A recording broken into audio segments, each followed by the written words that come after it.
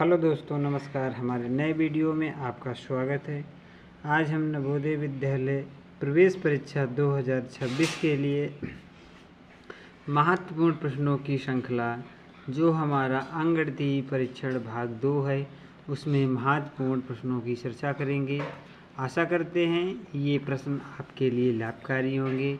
हमारे द्वारा बताए गए प्रश्नों का पैटर्न, हल करने का तरीका शानदार और सरल होगा और आशा करते हैं आप लोगों को अच्छा लगेगा। यदि हमारा वीडियो आपको अच्छा लगे तो इस वीडियो को लाइक करें और चैनल को सब्सक्राइब करें। साथ ही अपने साथियों के साथ शेयर करना ना भूलें।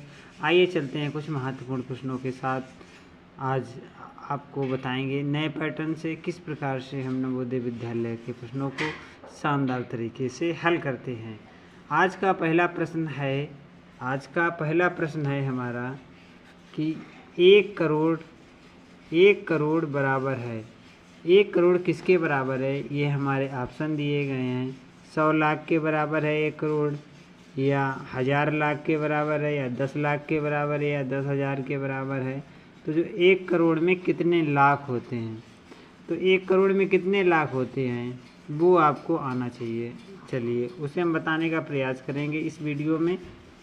तो देखो, 1 करोड़ में 100 लाख होते हैं। कितने?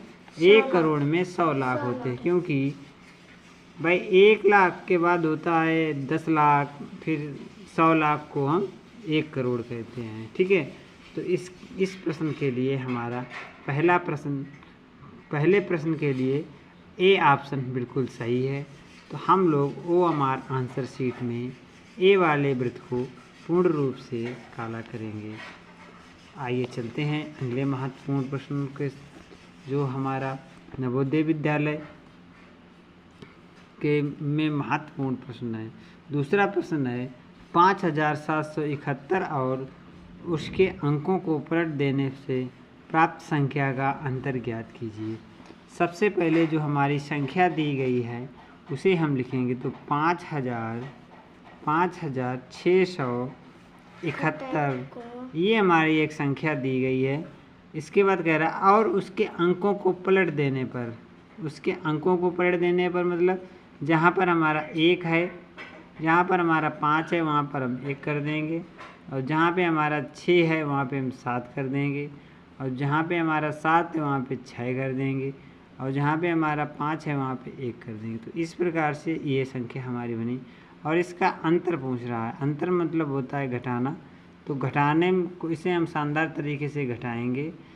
तो इसमें से यहाँ से 11 होगा, 11 से 5 जाएंगे 6 बचेंगे, यहाँ से 6 से 6 जाएगा 0 बचेगा, यहाँ से लेंगे दाही, यहाँ होंगे 16, 16 में से 7 जाएंगे 9 बचेंगे, और यहाँ बचेगा 5, 4 में से 1 जाएगा 3 बचेगी।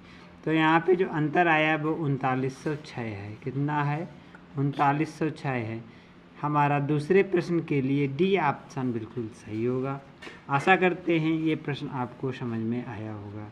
इसी प्रकार हम तीसरे प्रश्न को शानदार तरीके से समझेंगे, जो आपके लिए बहुत ही महत्वपूर्ण है। कह रहा है 63,606 में, कह रहा है 63,606 में 6 के स्थानीय मानों का योगफल ज्ञात करना है। तो इसमें हम देख रहे हैं इस संख्या में 3 जगह 6 अंक का प्रयोग किया गया है। तो पहले हम इन संख्याओं को लिखेंगे। इस संख्या को लिखते हैं। तो 63,606 है।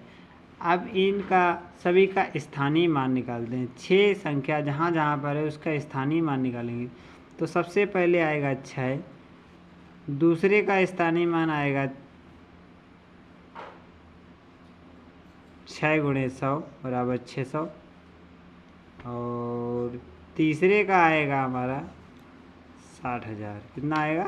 60,000 आएगा। तो 60,000 यहाँ पे लिख लेंगे। ठीक है ना। तो ये हमारे हैं, क्या हैं? अंकों का स्थानीय मान हुआ। अब इनका कह रहा है स्थानीय मान का योगफल ज्ञात करना है। ठीक है, योगफल ज्ञात करेंगे तो कितना आएगा? देखिए, सबसे पहले लिखेंगे 60,000। ठीक है, फिर लिखेंगे 600 और फिर लिखेंगे 6। तो यहाँ पे आएगा 60606। तो हमारा तीसरे प्रश्न के लिए ऑप्शन हमारा बिल्कुल ए सही होगा। आशा करते हैं ये प्रश्न बच्चों को आसानी से समझ में आ गया होगा। इसी प्रकार हम अगले महत्वपूर्ण प्रश्न को हल करेंगे और समझेंगे कि हमारा नवोदय विद्यालय में किस प्रकार के प्रश्न आते हैं। तो अगला प्रश्न है, काकू ने बख्शी से 7 अंक प्राप्त किए। काकू नाम का एक विद्यार्थी है, उसने बख्शी नाम के विद्यार्थी 7 अंक प्राप्त किए, जबकि रमन ने काकू से 3 अंक अधिक पाए। यदि उनके कुल प्राप्तांक 76 है तो रमन के कितने अंक हैं। ठीक है, तो हमें रमन के अंकों को ज्ञात करना है।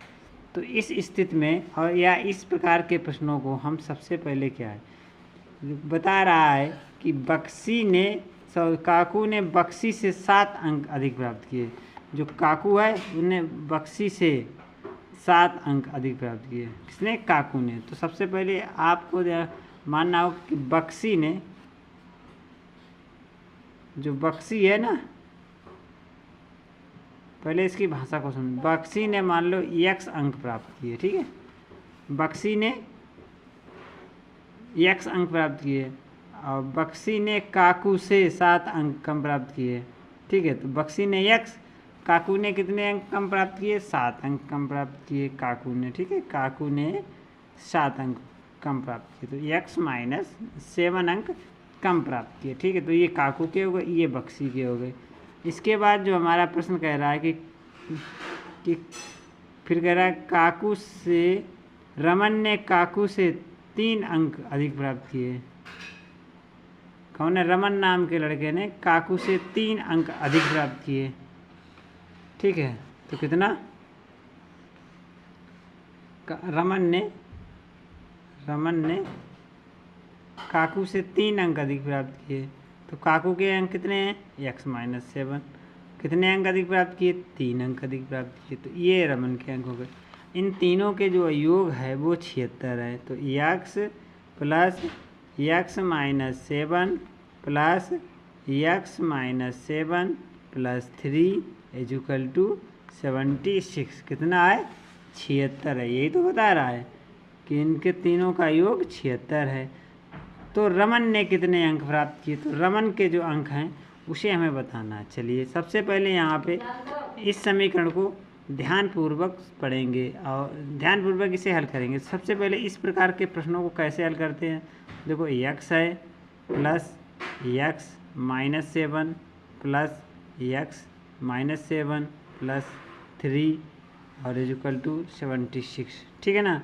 तो यहाँ पे माइनस के साथ कितने हो जाएंगे? यहाँ पे x तो 3x जोड़ लेंगे तो 3x हो जाएंगे। माइनस 7 देखो यहाँ पे प्लस के 3 है तो क्या करेंगे? माइनस के कितने बचेंगे? यहाँ से 3 चले जाएंगे तो माइनस के 4 और 7 4 11 बचेंगे। ठीक है ना, बराबर 76 हो जाएगा। ठीक है, इसी प्रकार अब इसे शानदार तरीके से और हल करेंगे। कितना करेंगे? यहाँ पर हम कर देंगे x 3x और ये वाला माइनस का उधर जाएगा तो हो जाएगा प्लस। तो 76 प्लस 11 तो कितना बनेगा? ये हो जाएगा 7 और इसका हो जाएगा 8, 87 हो जाएगा। तो x बराबर हमारा आ जाएगा 87/3। 3 सत्ते 21, 3 दूनी 6, 2 बार गया 6 और 2 बचे 8, 3 ने 27 हुआ। तो x के कितने मान आ गए? तो कितना आएगा? 3 दूनी 6, 2 बचे तो 3 ने 27, तो 29। x बराबर तो बख्शी के कितने हो जाएंगे? 29। बख्शी के 29 हो जाएंगे। काकू के 32 में 7 जाएंगे, वो 29 में 7 जाएंगे तो 22 अंक हो जाएंगे काकू के और रमन के हो जाएंगे 25 हो जाएंगे। तो इसके लिए जो ऑप्शन हमारा सही होगा इस प्रश्न के लिए वो होगा बी ऑप्शन इसके लिए बिल्कुल सही होगा। आशा करते हैं ये प्रश्न श्रृंखला आपको समझ में आई होगी। तो इसी आशा के साथ आज मैं सोहनलाल आपसे आज्ञा लेता हूँ। मिलेंगे एक और नए वीडियो में, तब तक के लिए जय हिंद जय भारत।